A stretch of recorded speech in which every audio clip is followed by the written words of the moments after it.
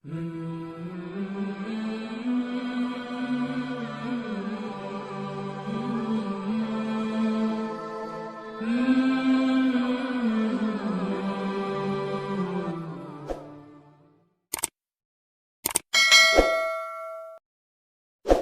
तरीके से एक और सोच के बारे में कुरान ने कहा है।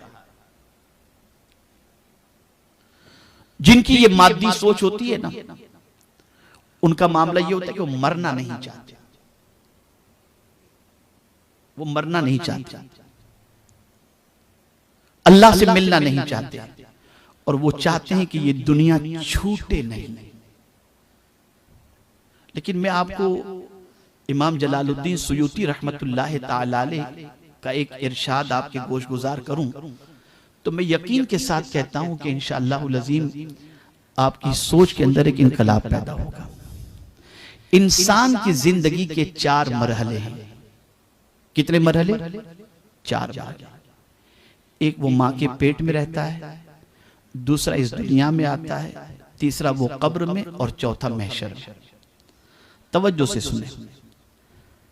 जब वो मां के पेट में होता है तो वो दुनिया उसे इतनी अच्छी लगती है कि वो जमीन पर आना नहीं चाहता।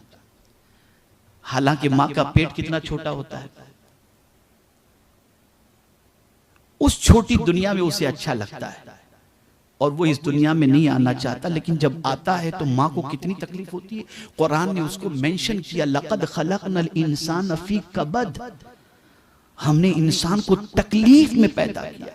कितनी तकलीफ होती है कि मां को वो जो दर्द का झटका लगता है, वो दर्द इतना शदीद होता है कि अगर कोई औलाद जिंदगी भर अपनी मां को कांधे पर उठा करके हज कराए तब भी उस दर्द का बदला वो नहीं चुका सकता। आप जरा सोचें, बच्चे का मां के शिकम से दुनिया में आना, उस बच्चे को इतनी तकलीफ होती है आने के अंदर, और वो बच्चा इस दुनिया में आना नहीं चाहता, इसलिए कि जिस मां के पेट में है वो मां के पेट वाली दुनिया उसे अच्छी लगती है। इसलिए जब यहां आता है तो रोने लगता है। पैदा होते ही बच्चा रोने लगता है, और न रोए तो इसे जबरन रुलाया जाता है कि रो भाई, किसी भी तरीके से उसे रुलाया जाता है। और न रोए तो घर वाले रोना शुरू कर देते हैं कि पता नहीं ये जिंदा भी है कि नहीं, तो रुलाया जाता है। तो एक दुनिया जो मां के पेट की थी उसे वो बड़ी दुनिया समझ रहा था, वो दुनिया में नहीं आना चाहता था, इस दुनिया में जिसमें बाद में आया, और यहां आके रोना शुरू किया। अभी कुछ दिन यहां गुजारे तो उसको समझ में आने लगा कि तो बहुत वसी दुनिया है, बहुत बड़ी दुनिया है, यहां तो इंसानों का जन्मेगा। फिर मां के पेट में तो कोई भी नहीं था, मैं तो अकेला था वहां पर, बड़ी छोटी तंग जगह थी, वहां पर मैं अपनी जिंदगी गुजार रहा था। ये तो बड़ी वसी दुनिया है। अब इसी दुनिया में वो जीने लग जाता है, इसी दुनिया में वो जीने लग जाता है। फिर दुनिया में जीते जीते उसकी जिंदगी ऐसी इस दुनिया से लग जाती है कि फिर उसको मरने की तमन्ना नहीं होती कि इतनी अच्छी दुनिया मुझसे छूट जाए, ये मैं कैसे गवारा करूं। तो जिस तरह मां के पेट में रहकर वो दुनिया उसे अच्छी लगती थी और वो इस दुनिया में नहीं आना चाहता था, इस दुनिया में आने के बाद वो इस दुनिया को छोड़ना भी नहीं चाहता, चाहता है मैं यहीं रहूं, न मरूं। अल्लाहु अकबर। और इसी दुनिया में वो जिंदगी गुजारने के अंदर फख्र भी महसूस करता है और जीना भी चाहता है। लेकिन अल्लाह अज़्ज़ व जल्ल का फैसला होता है, मौत आ जाती है। तो अब मौत के बाद उसे कब्र में तीसरी दुनिया में पहुंचाया गया। मरना नहीं चाह रहा था, जैसे मां के पेट से निकलना नहीं चाह रहा था, ऐसे दुनिया से मरना नहीं चाह रहा था। लेकिन मौत आई, अल्लाह ने चाहा मां के पेट से भी आ गया, अल्लाह ने चाहा तो मौत आई तो यहां दुनिया से भी वो चला गया।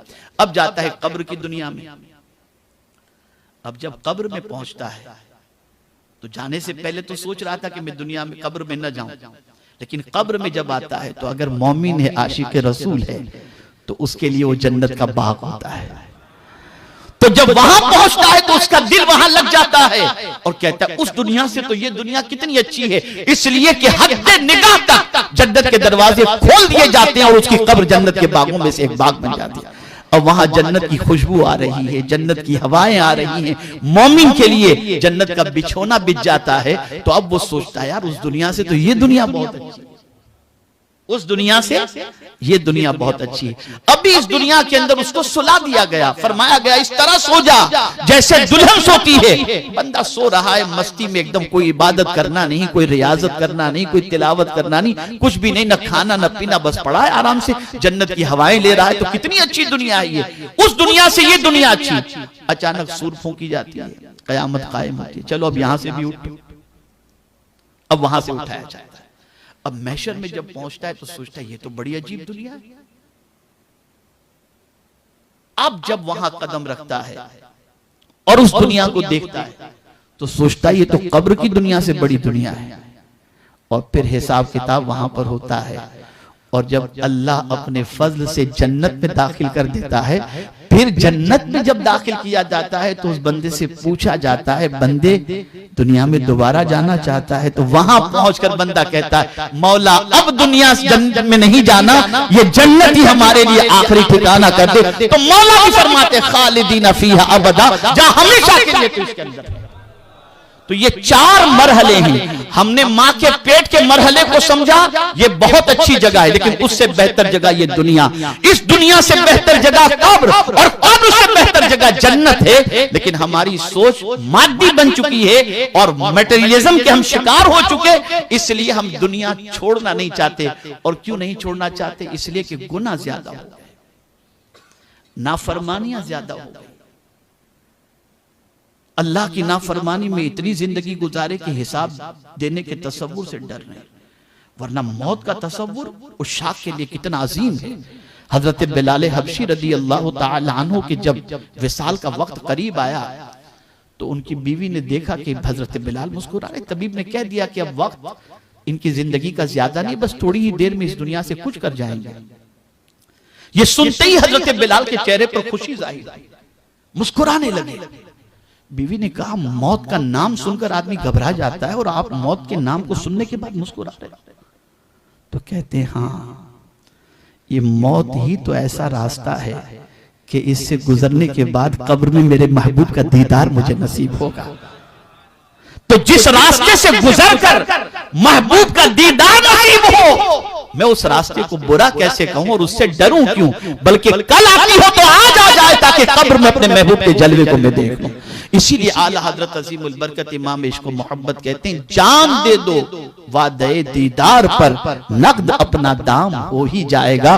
तो मगरिबी सोच, मटेरियलिज्म जिसको कहते हैं, मादी सोच ये है कि दुनिया में रहना वो पसंद करता है।